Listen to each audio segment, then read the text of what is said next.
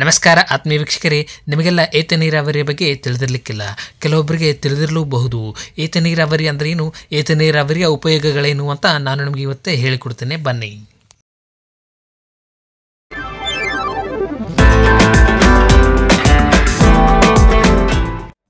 ಏತ ನೀರಾವರಿ ಅಂದರೆ ತಗ್ಗು ಪ್ರದೇಶದಲ್ಲಿ ಇರತಕ್ಕಂತಹ ನೀರನ್ನು ಎತ್ತರದ ಪ್ರದೇಶಕ್ಕೆ ಲಿಫ್ಟ್ ಮಾಡಿ ಕಾಲುವೆ ಮುಖಾಂತರ ಹರಿಸುವುದನ್ನು ಏತ ನೀರಾವರಿ ಎನ್ನುತ್ತಾರೆ. ಮುಖ್ಯ ಕಾಲುವೆಯಿಂದ ಹರಿದು ಬಂದ ನೀರನ್ನು ಇಲ್ಲಿ ಶೇಖರಣೆ ಮಾಡುತ್ತಾರೆ. ಮೋಟಾರುಗಳ ಸಹಾಯದಿಂದ ಮೇಲ್ಗಡೆ ಲಿಫ್ಟ್ ಮಾಡುತ್ತಾರೆ.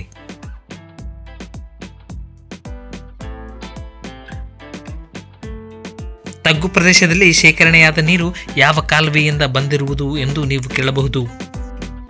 ಬನ್ನಿ, ನಾನು ನಿಮಗೆ ತೋರಿಸ್ತೇನೆ. ಇಲ್ಲಿದೆ ನೋಡಿ ಮುಖ್ಯ ಕಾಲುವೆ. ಈ ಕಾಲುವೆಯು ನಾರಾಯಣಪುರ ಡ್ಯಾಮ್ನಿಂದ ಬರುತ್ತದೆ. ಈ ಕಾಲುವೆ ಕೃಷ್ಣಾ ಎಡದಂಡೆಯ ಮುಖ್ಯ ಕಾಲುವೆಯಾಗಿದೆ. ಇದು ಈಗ ಪ್ರಸ್ತುತ ಕೆಂಭಾವಿ ಗ್ರಾಮದ ಮೂಲಕ ಹರಿದು ಹೋಗುತ್ತಿದೆ.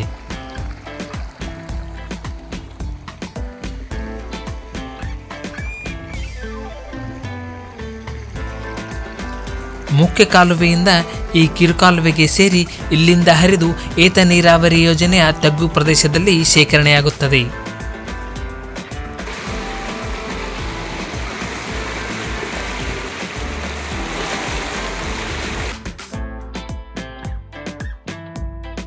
ಅಲ್ಲಿಂದ ಹರಿದು ಬಂದ ನೀರು ಈ ತಗ್ಗು ಪ್ರದೇಶದಲ್ಲಿ ಶೇಖರಣೆಯಾಗುತ್ತದೆ.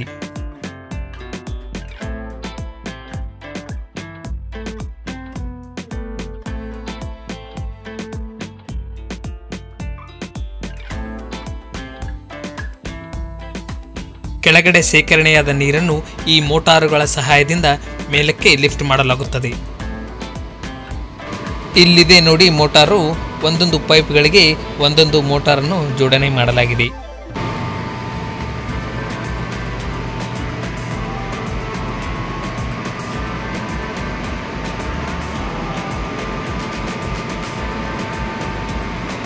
ಹೀಗೆ ಇಲ್ಲಿ 8 ಮೋಟಾರುಗಳನ್ನು ಜೋಡಣೆ ಮಾಡಲಾಗಿದೆ. ಇವೆಲ್ಲ ಮೋಟಾರುಗಳಿಗೆ ವಿದ್ಯುತ್ ಸಂಪರ್ಕ ಕಲ್ಪಿಸುವ ಸಾಧನಗಳು. ಹೀಗೆ ಒಂದೊಂದು ಮೋಟಾರುಗಳಿಗೂ ಒಂದೊಂದು ಪೈಪ್ಗಳನ್ನು ಜೋಡಣೆ ಮಾಡಲಾಗಿದೆ.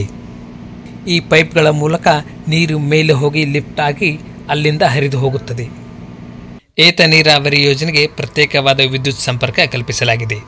ಇದಕ್ಕೆ ರಾಯಚೂರು ಶಕ್ತಿನಗರದಿಂದ ನೇರವಾದ ಸಂಪರ್ಕವನ್ನು ಹೊಂದಿದೆ.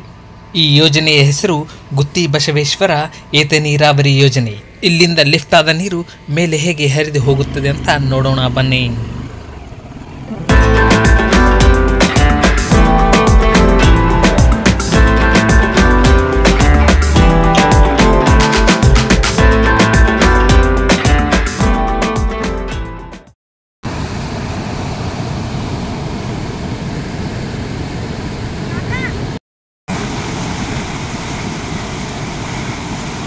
ನೋಡಿ ಎಷ್ಟು ಅದ್ಭುತವಾಗಿ ಕಾಣಿಸ್ತಾ ಇದೆ.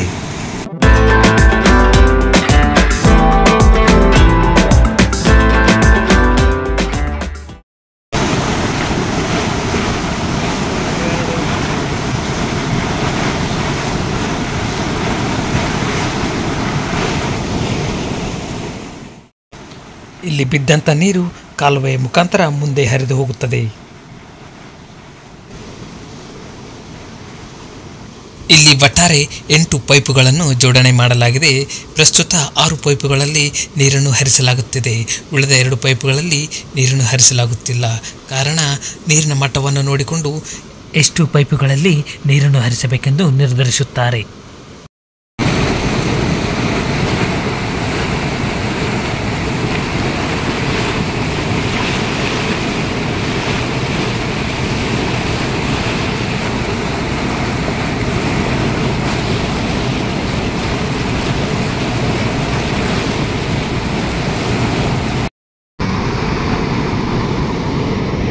ಇಲ್ಲಿ ಬೀಳೋ ನೀರು ಸೇರುವ ಕಾಲುವೆ ತೋರಿಸ್ತೀನಿ ಬನ್ನಿ.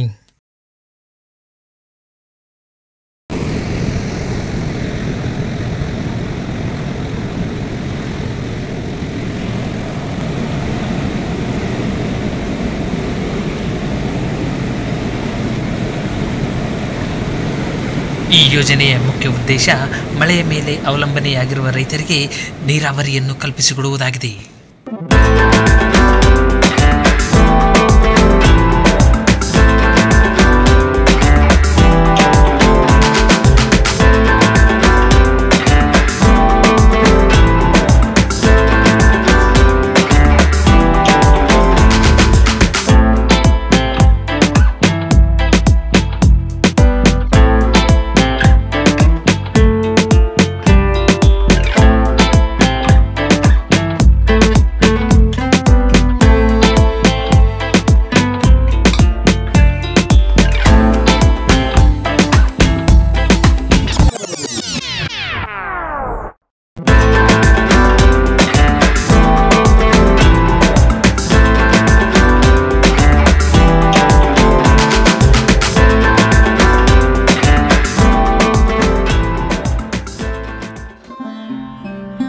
ಸರ್ಕಾರವು ರೈತರ ಅನುಕೂಲಕ್ಕಾಗಿ ಇಂತಹ ಯೋಜನೆಗಳನ್ನು ಇನ್ನಷ್ಟು ಹೆಚ್ಚು ಮಾಡಬೇಕೆಂದು ವಿನಂತಿಸಿಕೊಳ್ಳುತ್ತೇನೆ.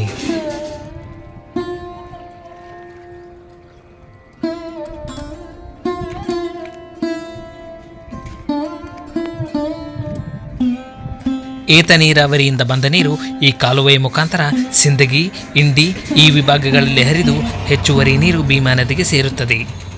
ಈ ವಿಡಿಯೋ ನಿಮಗೆ ಇಷ್ಟವಾಗಿದ್ದರೆ ದಯವಿಟ್ಟು ಲೈಕ್ ಮಾಡಿ, ಶೇರ್ ಮಾಡಿ ಮತ್ತು ಸಬ್ಸ್ಕ್ರೈಬ್ ಮಾಡಿ. ನಮಸ್ಕಾರ.